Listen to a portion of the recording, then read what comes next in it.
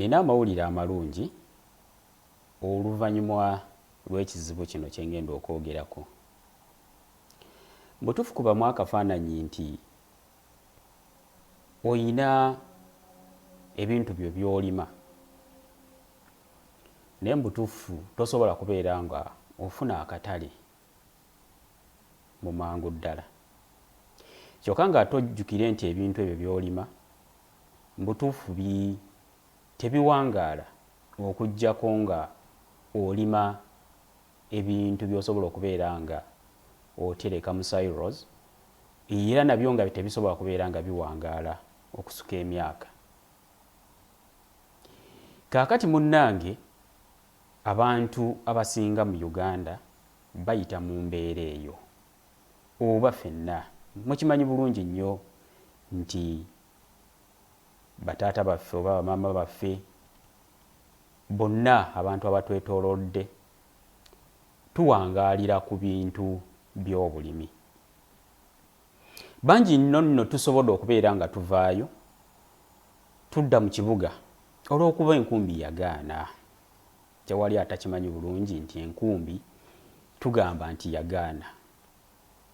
Naye ate bw'ogenda okutunuulira amawanga ag'enjawulo nga bw'olaba zi Netherlands, ge gamawanga agamu agakyasinze okubeera nga ekonome zaazo zisobodde okubeera nga zeekulaakulanya. Teekako ne Brazil, oteekeko ne zi Ecuadors, ekonome zaazo zisobodde okubeera nga zituukawo we zituuse. Lwakuba nti munnange ebyobulimi byo byakola ki? Byasobola okubeera nga bikwatayo. Naye ate bodde ewaffe e Uganda bw'oba nga obadde otunuulira tuyina climate, ezimu climate ezikyasinze okubeera ennungi. Weewaawo ennaku zino ejja ekyukakyukamu, embeera y'obudde ejja ekyukakyukamu. Mwenna nga mukimanyi nti of course global warming terese ensi kyekimu. Naye ekyo si kyekisinga okubeera ekizibu. Ekizibu ekikyasinze kwe kubeera nti ebintu bye tulima tebisobola kubeera nga bifuna akatale, kubanga bw'otunuulira akatale kaffe ak'omu Uganda si ke kali awo nti kamala ebintu byaffe okubeera nga bisobola okubeera nga bifuna akatale. Agamawanga ge njogeddeko nago gaali gafeesinga ekizibu kyekimu, naye mwana wattu gasobola okubeera nga ga extendinga ne gamanya nti waliwo amawanga agasinga gandiba nga geetaaga ebintu byago. Gamba nga Ecuador bw'ogiraba nti yazuula nti amawanga ag'enjawulo nga Dubai yeetaaga amenvu, naye Dubai tesobola kubeera nga yeerimira, oba UAE tesobola kubeera nga yeerimira amenvu ago. Ne basobola okubeera nga ba extendinga akatale kaabwe okubeera nga batunda amenvu gaabwe mu katale ka UAE. Era mu mawanga agakyasinze okusaplayinga mu katale ka UAE amenvu amalungi ddala ye Ecuador. Bw'otunuulira abalima ebikajjo, abalima ki, bonna basobodde okubeera nga ba accessinga international market. Naye wali weebuuzizzaako ekintu ekireetera amawanga gano okubeera nga ga accessinga akatale kano? Munnange, amawanga gano gasobola okubeera nga gafuna kye twandiyise global market developers. Tegakeera ku makya ne gasanga nga gatunda ebintu wabweru. Nedda, ku lwa policies ennungi ng'era gayitira mu ba global market developers abaavaayo ne beesetinga nga ba agents of economic development. Mwanattu amawanga gano gasobola okubeera nga gazuula nti ebyokulima kye kimu kye twandiyise nga green gold.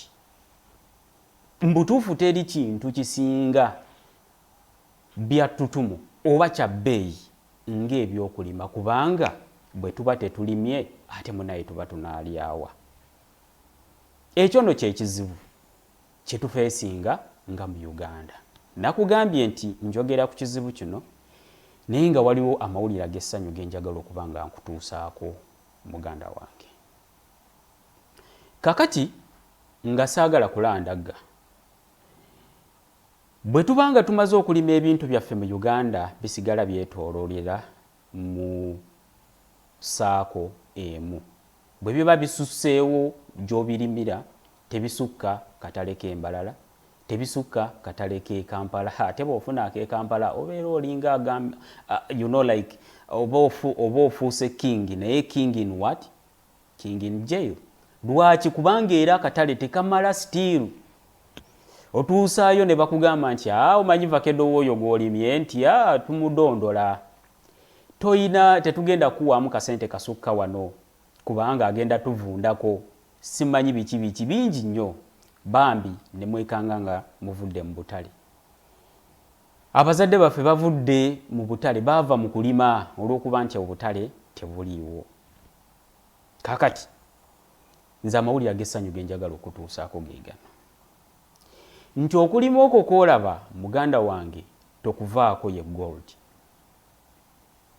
Okubeera ng'osobodde okubeera ng'ofuna obusobozi obulima ebintu bye bisingwa okubeera ebirungi.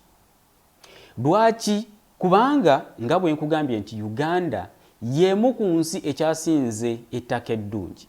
Ettaka eddungi kitegeeza ki? Nti ogenda kulima ekirime kiveeyo mu ttaka singa oba ng'okirabiridde bulungi kijja kuba kiyaayaanibwa ku katale k'ensi yonna. Era bw'okola okunoonyereza ogenda kwesanga nti ekirime ekiva mu Uganda kye kikyasinze okwagalwa. Kye kikyasinze okukola ki? Okwagalwa mu katale k'ensi yonna. Va ku bino bye bagamba nti tugenza okupima ebintu by'e Uganda tubisanzeemu eddagala simanyi biki. Ekyo nno munnange ku containers 10,000 mubeeramu container egenda okubeera ng'esaasaanya amawulire nti ebintu by'e Uganda bifu. Naye nedda. Eyo yenna atera kubeera pokopoko. Munnange abantu abatutte ebintu byabwe ebweru, abatuusiza ebintu byabwe mu butale bw'ebweru basobodde okubeera nga bafunamu. Watifu nga naawe ofunye omukisa gwe gumu ogusobola okubeera nga otuusa ebintu byo wabweru w'eggwanga. Bantu bangi nnyo abasobodde okubeera nga beetandikirawo obuntu bwabwe obutonotono. Kati for example nga bw'olaba omulondo gwettanirwa nnyo mu katale naddala India, gwettanira nnyo mu katale ak'e Dubai, gwettanira nnyo mu katale obutale obusinga.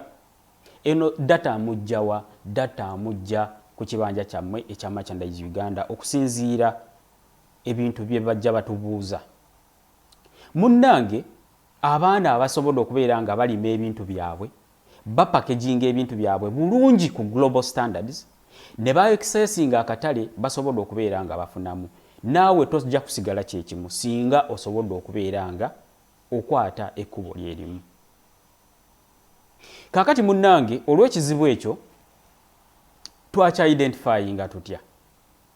Waliwo munnaffe gwe bayita Jacqueline, mukyala ye ya specifyinga okubeera nga atunda omulondo oguli packed, oguli omuse n'amala n'agupakinga, mwoteeka ne okra omuse n'addamu n'amupakinga.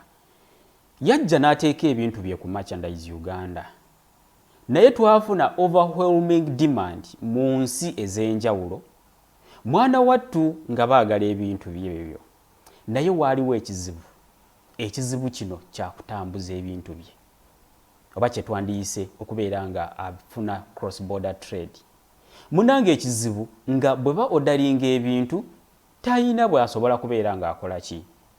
Bw'asobola kubeera nga adelivalinga ebintu ebyo. Ekizibu no ne kigenda nga kiranda. Ne tujjaawo ku Merchandise Uganda era mukitegeera nti baakubanga omulanga abo ba account admin nga bajja ne bakuba omulanga nga bagamba tembutuufu twetaagayo ba partners in logistics. Weewaawo twafunayo ko abaali bazze naye nga enkola zaabwe si ze ezaali ku standards ezandibadde zituukagana n'omutindo ogw'ensi yonna. Kwe kujja ne tuba nga twafuna solution y'ekizibu ekyo. Guka Logistics nejja neezaalibwawo. Guka Logistics in partnership ne Merchandise Uganda yasobola okubeera nga etondebwawo at that time kulwa ekizibu okusolovinga ekizibu kya mwannyinaffe oyo Jacqueline atunda omulondo aliwa all the way from Mbarara eyo wansi eyo kyokka ng'afunye order eyagenda India afunye order egenda Dubai omubisi gugenda wano Dubai naye nga talina bwatya bwasobola okubeera ng'akola ki ng'atambuza ebintu bye ne tugamba kino nno kizibu ky'amaanyi tuveeyo tusobole okubeera nga tuteekawo sister company eri fully registered eri fully incorporated okubeera nga esaabaza ebyamaguzi specifically twatandika nga tukitadde kutambuza byamaguzi bya merchandise Uganda specifically nga tewaliwo byamaguzi byabalala with the help n'okuva mu bantu abakugu ddala ffe tetwasooka kutagetinga bantu banene mu bya agriculture weewaawo bwe twatandikawo eno company mwana wattu ate ebitongole eby'amaanyi bye byasooka okubeera nga bijja mu inbox zaffe nga mukimanyi bulungi nti awo kuguka logistics bw'oba ogenzeewo twateekawo smart quotation request nga bumanyi nti ebintu byaffe tubitambuliza nnyo mu digital ate owandiika ebbaluwa ate jangu ate signinga ffe nga tuwaba twagala just you go there digitally you fill in your request there and then you get the quotation munange ebitongole ebinene bye byavaayo okubeera nga bikozesa omuganyo gwa merchandise Uganda gwa Guka Logistics oluvannyuma lw'okulaba omulango ogwo ku merchandise Uganda ebitongole nga UN ebitongole nga bw'olabira ddala ebitongole ebisinga naddala zi embassies mu supportinze nnyo okubeera nga tutambuza ebyamaguzi ebyamu naye twagenda okulaba nga organizations ze zisinga okubeera nga zettanira nnyo Guka Logistics naye ng'ate omulamwa gwa Guka Logistics okutandikawo kulaba nti mu butuufu ebintu by'Abannayuganda bituuka mu katale k'ensi yonna oba kye twandiyise global market jjukira ntandise nkugamba nti ffe twavaayo tweseetinze as GOMD Global Online Market Developers n'ekigendererwa ekigamba nti ekizibu ky'Abannayuganda kye bafeesinga mu agriculture ekyakatale bwe tuvaayo ne twepositioninga nga tuyambibwako n'ebitongole ebyenjawulo okuva mu amawanga ag'enjawulo okuyambibwako ebitongole okuva mu Uganda gavumenti n'ebirala tusobole okubeera nga naffe mu Uganda tusobola okubeera nga tusharinga keeki ey'akatale k'ensi yonna lwaki kubanga ebyobulime byaffe nga bwenzize nkugamba nti byatunzi nnyo naye kye tutalina butya bwe bituuseeyo bw'oba ng'obadde olimye ka ovacado kaako olina obusobozi obukatuusa mu katale nga tekanafa kandiiziko okatuusa mu katale nga tekanafa ettooke lyaffe enanansi zaffe ez'ennungi bisobola okutuuka mu katale ak'ensi yonna sesame kyekyetunzi ekikyasinza okwettanirwa mu katale k'ensi yonna mu Uganda tumulima ne tumuyuwa ezo zonna zemulaba zi McDonald's zaani zonna zaagala nnyo busesame naddala obwo obuli organic Uganda yekyasinza okuproducinga that organic sesame kaakati nno muganda wange amawulire ag'essanyu agaliwo nti yes kati kisobokera ddala era nebaza baganda baffe abaateekawo zi companies ezimu ezitambuza ebyamaguzi ebyo bya agriculture okulaba nga bituuka mu butale bw'ensi yonna naye ng'era tezimala oba oliawo ezimu ziri expensive kusanga nti Abannayuganda tebasobola kubeera nga bazettanira kyova olaba nti zo zihandolinga big companies kati ffe ne tugamba nti nedda as Guka Logistics tuveeyo tusobole okubeera nga tutuukiriza omulanga gwaffe ogw'okulaba nti tukola that ecosystem olimye ebintu byo osobodde okubeera nga obipackaginga bulungi oba waliwo omuntu akupackagingidde ebintu ebyo byetaaga okubeera nga bifuluma mu Uganda bisobole okubeera nga bifuluma ne kampani ennungi Guka Logistics teyakomaawo nesobola okubeera ng'eregisteringa singa oyina ebyamaguzi byo nga gwe toyina busobozi, just you produce them oba gwe obirima, toyina busobozi busobola kubeera ng'ovaayo n'oregisteringa yo company osobola okubeera ng'otunda omuntu oyo ali ebweru. Munnange Guka Logistics nesobola okubeera ng'evaayo nekukolera ku mpapula, nesobola okubeera ng'ekwata emmaali yo bw'eba vakedo ng'oyo bwe ziba nnanansinga ezo nekukola documents okuviira ddala ku export license, okutuukira ddala ku bill of ladings and what of you invoice, byonna ebyetaagisa byonna Guka Logistics ebikukolerako munnange, nosobola okubeera ng'emmaali yo etuuka mu katale. Nebaza nnyo abasobodde okubeera nga bakozesa Guka Logistics era nga twebaza Merchandise Uganda eyayambako abo abantu okubeera nga baccessinga akatale ako, okubeera nga munnange mwesiga ne mu trustinga. Uganda sifa abantu abasobola okubeera nga tuvayo ne trustinga companies nga zino bwe ziba zivudde zitandise, ne mwana tumwavaayo ne musobola okubeera nga mu trustinga Guka Logistics mu mwaka ogumu nesobola okubeera nga mu butuufu etambuza ebyamaguzi ebintu by'abantu ebitali wansi w'obukadde $20 obwa dola. So kitegeeza nti mbutuufu obukadde $20 obwa dola bw'oteekako total requests zeefuna eziva mummwe eziva mu nsi ez'ebweru nga zeetaaga of course handlinga inbounds and outbounds, kitegeeza nti efulumya ate nesobola okubeera ng'eyingiza. Naye nga ffe essira lye twali tusinze okubeera nga tutandikawo kampani eno, of course sinza ali ku ground nti nze giddukanya eyina experienced team eri ku ground esobola okubeera nga handlinga ebintu nga bino. Nze ndiwo okubeera nga mumunange njiwa strategic directions, era mu budde obw'emabegakaawo mwalabye nti nabadde nyina companies ze nabaddemu ezisinga ezitambuza ebyamaguzi ku nsi yonna.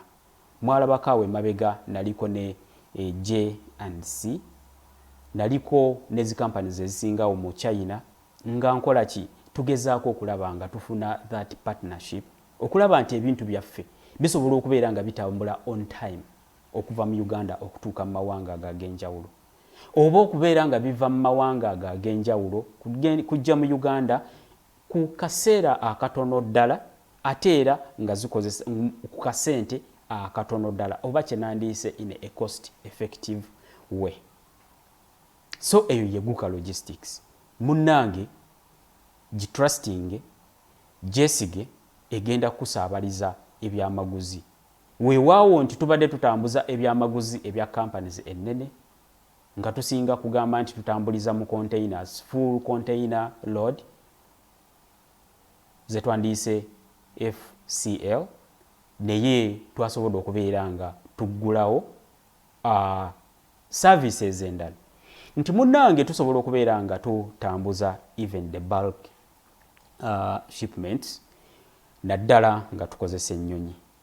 Kyassanyu nti tuyina partnerships n'ennyonyi ezisinga obungi, ate era kyassanyu nti tuyina partnerships oba tuyina patent offices over 170 countries, ekitegeeza nti tusobola okutambuza ebintu byo okuva mu Uganda okuva wonna wooli kye twandiyise X-Works nga tuviira ddala mu oba mu musirigo mpaka ku mulyango gwa customer wo. Ekitegeeza nti tutambuza ebintu byo okuviira ddala w'obiina ne tuprocessinga documents zaabyo, kubanga abakugu tubalina naddala mu abakola mu clearing services, obukugu obwo tubulina, era n'okubeera nga emmotoka ezisaabaza ebintu bino nazo tuzirina okusinziira ku partners, ku partners baffe.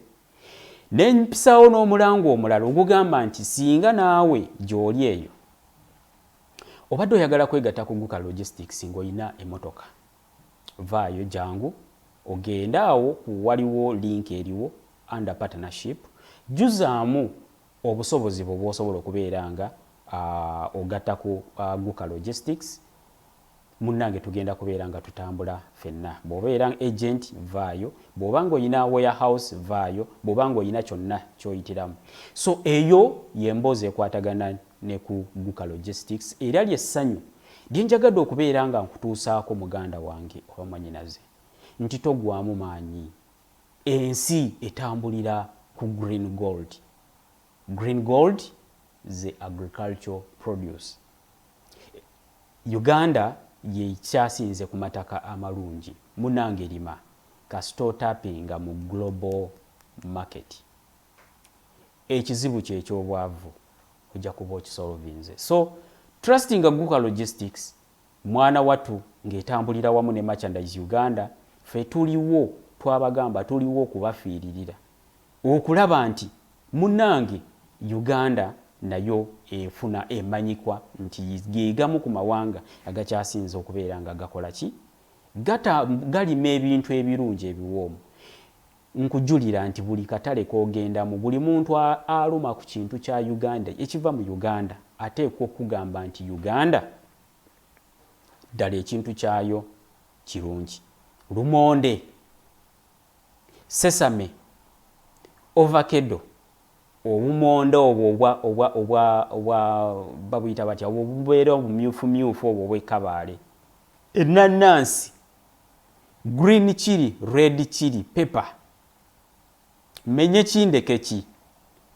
Mwana tububa ng'omanyi nti odiiringira mu bintu ebyo, jangu ovisitinge Guka Logistics ng'oyitira mu namba ezo eziyita wansi awo, oba genda ku offices zaffe eziri ku ground bw'oba ng'obadde oli mu Uganda. Tujja kubeera tukutuusaako obubaka bwonna bwe weetaaga free of charge. Obubaka kutuusaako ffe consultation services zaffe ziri free. Dwaki? Kubanga tukimanyi nti mu butuufu bwe tukuggyako akasente nga tonafunamu tonakola tuba tulinga ng'abantu abasinga abajja ne bateekawo bizinensi zaffe kunyaga bunyazi bantu. Ffe twagala ofunemu before kate tunafunamu. So tugenda kuwa free consultation services kubanga abakugu tubalina bajja kukuyambako okulaba butya bw'otandika okupenetratinga akatale k'ebweru.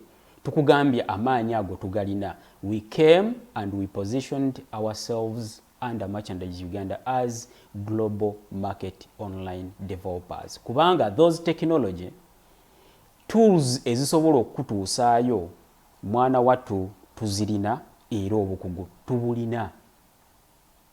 Ebintu ebyo twabikugukamu.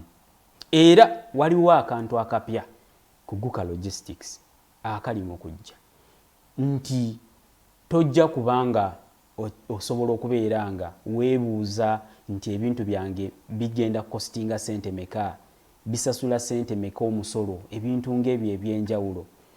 Tekinologi eyejja mu kaseera akatono nga bw'oteekamu ebintu byo nti vakedo wange njagala mutambuza mu katale okugenda mu katale ke China oba okugenda mu katale ke UAE okugenda mu katale kawa nga calculation zonna omusolo gw'ogenda okusasula simanyi sente z'ogenda okutambuliza biki byonna ng'ebikuweerawo instantly nga bw'obookinga air ticket yo. So eyo no gemaanyi ga Guka Logistics.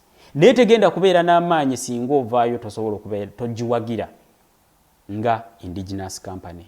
Eno company eri fully incorporated and fully owned by Ugandans. So ekitegeeza eri indigenous. Naye ng'ate ebintu byekola mwana wattu bintu biri ku international standards. Kubanga nti abantu abagikwatako, abantu ababa training bali ku global standards. Oba nandigambye nti companies ezigyeekutteko ezijiwa good services, ezijiwa those APIs okulaba ng'efuuka ey'enjawulo ze zimu ku top 5 flight companies oba flight service companies oba shipping companies.